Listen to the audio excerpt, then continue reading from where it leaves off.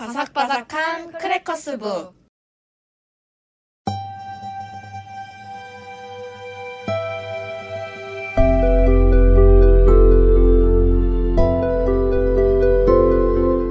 아빠는 요리하는 것을 좋아한다. 친할아버지가 가구점 사업을 하시기 전 중국집을 비롯하여 다양한 음식점을 하셨다고 들었는데 그 때문인지 아빠는 요리를 자연스레 익혔다. 특히 가족을 위해 요리할 때면 더더욱 신나했는데 주말 점심과 저녁은 주로 아빠가 만들어준 음식을 먹었다.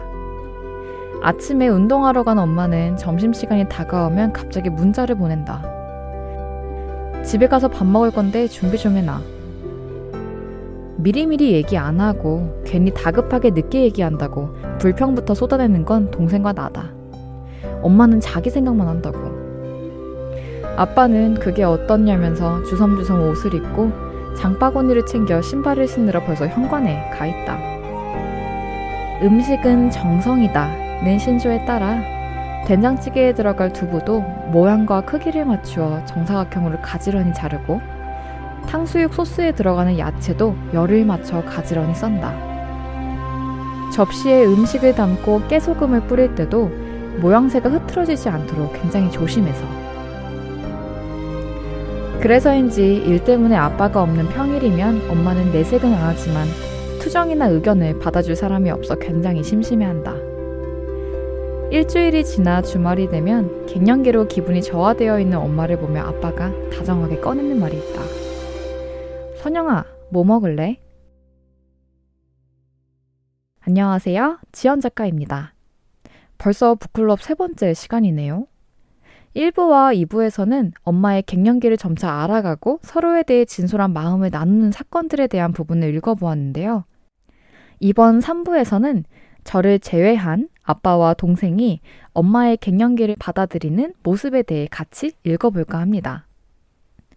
아빠는 오프닝에서도 읽어드렸듯 엄마가 좋아하는 음식들을 직접 만들어 분위기를 전환해주곤 했습니다. 힘들 때 먹는 맥주 한 캔과 좋아하는 한 그릇 음식은 조용하고 굉장히 따스한 위로가 되기도 하니까요. 책 속에는 엄마를 위한 아빠의 요리법이 여러 개 나오는데요. 그중 86쪽에 위치한 엄마가 제일 좋아하시는 떡볶이 요리법에 대해서 간단하게 소개를 해볼게요. 우선 첫 번째로 멸치 육수를 준비합니다. 아빠의 팁은 마트에서 산 육수팩 한 봉지를 사용하면 편하다. 팩 안에 다시마, 멸치, 건새우, 미역 등 국물 내는 데 필요한 재료가 모두 들어가 있기 때문이다. 라고 팁을 주셨고요. 첫 번째로 냉장고에 있는 떡볶이 재료들을 정갈하게 잘라 넣는다. 다만 양파는 넣지 않는다. 떡볶이는 재료가 간단한 게 최고다. 아빠 떡볶이의 재료는 어묵, 떡, 파, 라면사리 뿐이다. 그리고 두 번째는 엄마는 떡을 좋아하니까 평소보다 조금 더 넣고 양념장을 부어 끓인다. 여기서 양념장은 각자의 기호대로 만들되 고추장을 너무 많이 넣지 않는다. 숙성시켜서 나중에 쓸 것까지 넉넉하게 만들어둔다. 그리고 마지막으로 냄비째로 들고 가서 음식 위에 깨소금을 솔솔 뿌리고 맛있게 먹는다. 그리고 또 하나의 팁이라면 혹시나 라면 사리와 어묵을 좋아해서 너무 많이 넣는 바람에 퉁퉁 불어버린 라볶이가 되었다면 반을 다른 냄비에 덜어내고 넉넉하게 미리 만들어둔 양념장과 물을 넣고 다시 끓인다. 실제로 엄마와 제가 항상 하는 실수인데요. 이 대처의 핵심은 여분의 양념장이 있어야 된다는 것입니다. 아빠의 팁과 함께 있는 요리법을 읽고 나니 오늘 점심은 떡볶이를 먹어야겠습니다.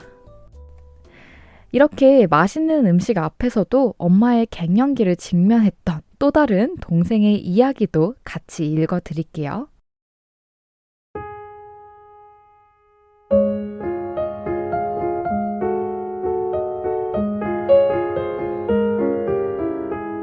아직도 많이 쌓여있는 명절 음식 사이로 투명하지만 고요한 술잔을 바라보던 엄마는 연거푸 2잔을 들이켰다.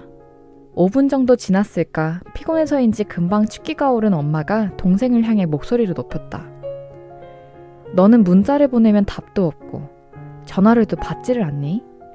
아무리 바빠도 부재중을 봤으면 다시 전화하는 게 예의 아니야? 엄마가 얼마나 서운한지 알기는 하니? 그 얘기를 듣던 동생이 자신도 할 말이 있다는 듯 자세를 고쳐 앉았다. 아니, 나 그 부분에 대해서 할 말 있어. 요새 내가 너무 바쁘단 말이야. 단체 손님도 많아서 아침에 일찍 출근하고 하루 종일 근무하다가 저녁에 집에 오면 화장도 못 지우고 쓰러져 자는데 언제 연락할 시간이 나겠어. 그건 엄마가 이해를 해줘야지. 동생의 이야기를 듣는 엄마의 눈과 뺨이 점점 붉게 달아오르고 있었다. 너 밖에 나가서 사는 가족이 있다는 게 얼마나 걱정스러운 일인지 모르지? 이젠 커서 더는 품 안의 자식이 아니라지만 너는 자신의 마음을 몰라주는 것이 야속하다는 듯 말을 마치지 못하고 엄마는 눈물을 터뜨렸다. 그 모습을 보던 동생도 입모양을 삐죽삐죽 세모로 모으더니 따라 울었다. 엄마는 꾹꾹 눌러놨던 서운한 마음을 오랜만에 다 모인 자리에서 술김에 털어놓았고, 동생은 나름대로 자신이 처한 상황을 몰라주는 엄마에게 미운 말로 되받아쳤다. 옆에서 그 광경을 바라보며 가만히 듣고 있던 아빠는 웃음을 터뜨렸다. 이놈들, 바빠도 엄마한테 자주 연락하라니까. 전화는 정말 중요해. 바빠서 자주 잊어버리겠지만 계속해서 기억해야 돼. 전화 한 통이 단순히 연락을 주고받는 의미가 아니라 서로의 마음을 표현하는 수단이라는 걸 우린 또 당연함에 젖어 잊고 있었다. 이 사건 이후 동생은 틈틈이 엄마에게 문자를 보내거나 영상 전화를 걸어왔다. 자신의 직장 근처로 엄마를 불러서 짧은 저녁 시간을 이용해 영화를 함께 보는 노력도 해나갔다. 특별한 날은 아니지만 깜짝 선물로 꽃을 준비하거나 열심히 고른 선물을 바꽃 쿠폰으로 보내주기도 했다. 함께 보내는 시간이라는 건 정말 중요하다. 함께 시간을 공유하게 되면 굳이 말하지 않아도 유대감이 더해져서 서로에게 안정감과 위로를 준다. 같은 공간에 있지는 못하더라도 다양한 방법으로 자신의 시간을 공유하며 간접적으로나마 마음을 나누는 것이다. 우리는 어떤 식으로든 함께 하려고 노력할 때 마음이 더 가까워질 수 있음을 한바탕 진통을 겪고 나서야 알게 됐다.